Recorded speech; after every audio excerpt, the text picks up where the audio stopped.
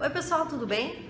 Hoje nós vamos falar sobre união estável, que é um regime aí bastante comum nos dias de hoje, onde as pessoas estão preferindo não partir propriamente para o casamento, primeiro fazer o que se chama aí de um test drive antes, vamos dizer assim, popularmente dizendo, né? Mas cuidado, porque isso pode se caracterizar como se fosse um casamento para constância da união e da divisão dos bens.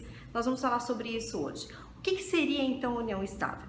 É a união entre duas pessoas, uma união duradoura, com o objetivo de constituição familiar. Ah, doutora, é preciso que as duas pessoas morem no mesmo imóvel, no mesmo endereço, para que seja constituída a união estável? Não, não é preciso, tá?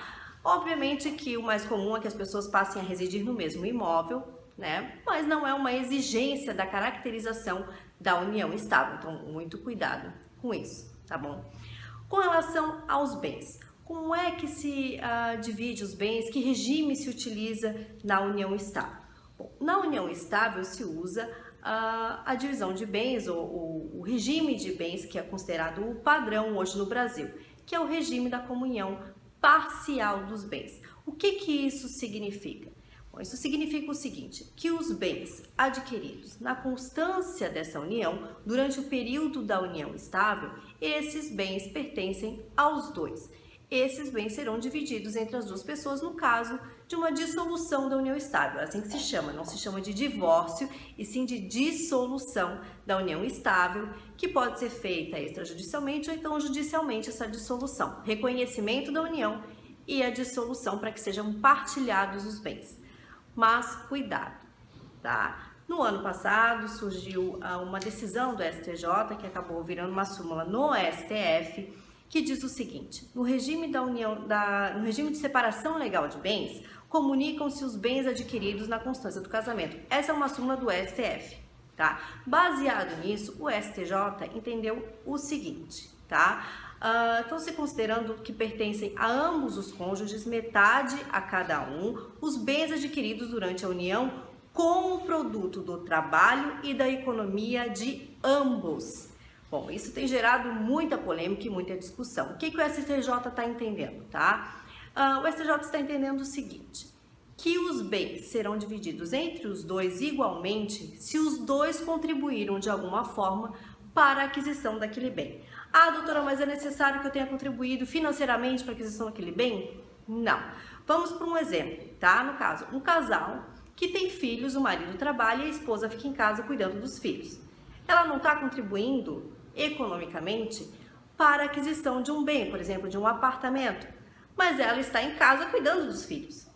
Então, ela de alguma forma ela está contribuindo para a união estável, está contribuindo sim para a compra daquele bem. Porque para que o marido trabalhe e ela contribui cuidando dos filhos. Alguém tem que cuidar dos filhos, então se ela opta e eles optam por ela não trabalhar e cuidar dos filhos, é dessa forma que ela está contribuindo. Então, muito cuidado, não necessariamente tem que contribuir financeiramente para a aquisição daquele bem, tá certo? Bom, com relação aos bens, os bens imóveis, é preciso que esteja no nome dos dois para que seja partilhado? Não, no caso dos dois contribuírem, que fique comprovado isso, que os dois contribuíram de alguma forma, não precisa estar no nome dos dois para que o bem pertença aos dois e seja partilhado entre os dois, tá? Assim como no casamento, ele pode estar no nome de dos dois do casal, né? Um dos cônjuges, um dos companheiros ali, dos conviventes, tá? E vai ser sim partilhado entre os dois, é direito dos dois ter metade do valor desse bem, metade desse bem. Outra dúvida também bastante comum é se é preciso um contrato de união estável, uma declaração. Bom, algumas situações civis, né, elas exigem que tenha esse contrato de união estável, tá? No caso de um imóvel, utilização de FGTS, alguns planos de saúde, enfim, isso é necessário. Tá, mas aí tem que ver o regimezinho de cada um lá, como é que funciona, e a gente não vai tratar disso aqui, tá bom? Mas, obrigatoriamente, numa forma geral, não é necessário ter um contrato ou uma declaração de união estável para que se tenha direito aos bens e a partilha de bens igualmente, tá? No caso de uma dissolução. Mas, se o casal entender que é necessário, pode sim ser feita uma declaração de união estável no cartório, uma declaração particular, que você mesmo pode fazer em casa. Eu vou até deixar um linkzinho aqui para vocês um modelo, né, de declaração de união estável, para que vocês possam ter uma ideia, vocês mesmos podem fazer em casa e levar no cartório para que seja reconhecida firme e seja registrado. Mas existe também uma declaração pública, que aí existe uma taxa em cartório, vocês vão até o cartório com a sua documentação, né, a documentação exigida pelo cartório. Vou também deixar um link aqui com essa documentação que é exigida, um link aqui embaixo, tem esse link. Vocês podem acessar e ver qual é a documentação exigida para que seja feita essa declaração pública também em cartório. É paga uma taxa e é feita a declaração bem tranquilo. Pode ser feito um contrato já estipulando um regime de divisão de bens?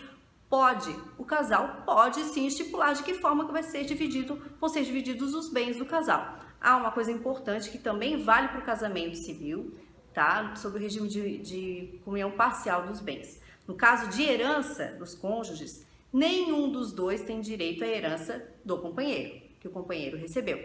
Então vamos supor, você tem uma união estável, o seu companheiro recebe uma herança, por exemplo, o pai faleceu, ele recebeu essa herança, você não tem direito a essa parte do patrimônio dele. Então essa parte não entra na divisão de bens do casal no caso de uma dissolução. Como eu já falei, para se extinguir essa união estável é feita uma dissolução da união estável. É essa a nomenclatura.